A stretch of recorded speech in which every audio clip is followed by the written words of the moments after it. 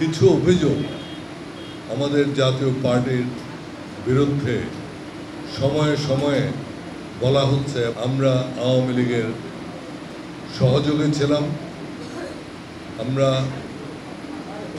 সেখান থেকে বেনিফিট পেয়েছি। এই কথাগুলো বলে আমাদেরকে জাতীয় যে রাজনৈতিক প্রক্রিয়া চলছে সেই প্রক্রিয়া থেকে আমাদেরকে বিচ্ছিন্ন রাখার একটা চেষ্টা চলছে, এবং আমরা মনে করেছি যে কিছু কথা বলার দরকার। যারা অভিযোগ দিচ্ছেন তারা সেই অভিযোগ চেয়েও বড় বড় অভিযোগে অভিযুক্ত বলে আমি মনে করি। আমরা সব কিছুই কারো বিরুদ্ধে বলতে চাই না, কারণ জাতীয় পার্টি মনে করে কাউকে পিছে ফেলে আমরা এগিয়ে যাব সেটা না, কারণ জাতির এই ক্রান্তি লগ্নে আমাদের সবাইকে দরকার, সবাইকে আমরা সাথে নিয়ে একসাথে এগিয়ে যেতে চাই। তবে আমাদের বিরুদ্ধে যে মিথ্যা অভিযোগগুলো করা হয়েছে সেগুলোর উত্তর দেওয়ার সময় আমি মনে করি এখন এসছে। জামায়াতে ইসলাম তাদের নেতৃত্বে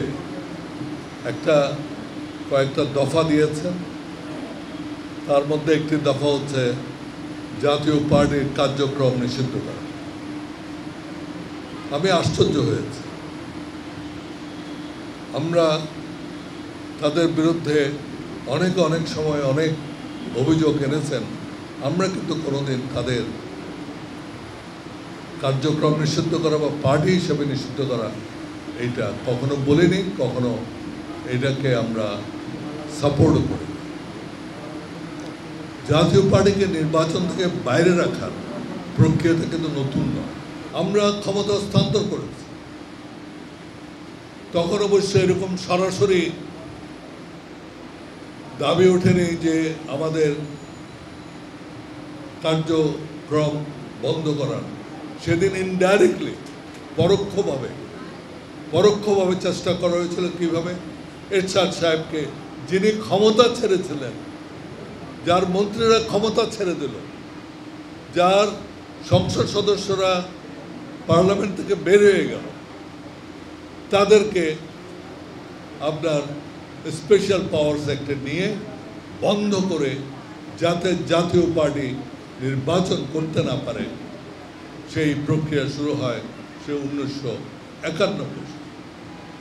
জাতীয় পার্টির বিরুদ্ধে যেই কার্যক্রমগুলো করা হয়েছিল, তখন যে কনস্পিরেসিগুলো করা হয়েছিল সেগুলো মানুষ জানে। আমাদের এগেস্টে অভিযোগ কি? আমরা আওয়ামী লীগের সাথে সহযোগিতা করেছে? আমরা নির্বাচন করেছি। 2008 সালে প্রত্যেকটা পার্টি নির্বাচন করেছে। জামায়াতে ইসলাম, বিএনপি এবং অন্যান্য দল সকলেই সেদিন নির্বাচন করেছে, আমরাও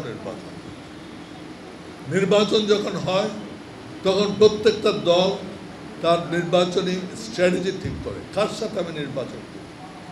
আজকে কি যারা মাঠে আছেন যেসব রাজনৈতিক দল, তারা কি নির্বাচনের জোটে যাচ্ছেন না? নির্বাচনের জোট কি কেবল আপনার আইডিওলজিক্যাল ভিত্তিতে হয়? নির্বাচনের জোট হয় আইডিওলজি প্লাস আমার স্ট্র্যাটেজি, কিভাবে আমি সবচেয়ে বেশি নির্বাচনী আসন জয়যুক্ত হতে পারব। আজকে জামাত ইসলাম করবে না? আজকে জামাত ইসলামের সাথে আপনার না, ছোট দল না, আপনার হেফাজতের সাথে একসাথে নির্বাচন করার কথা হচ্ছে না? কোথায় জামাত ইসলাম, কোথায় হেফাজত?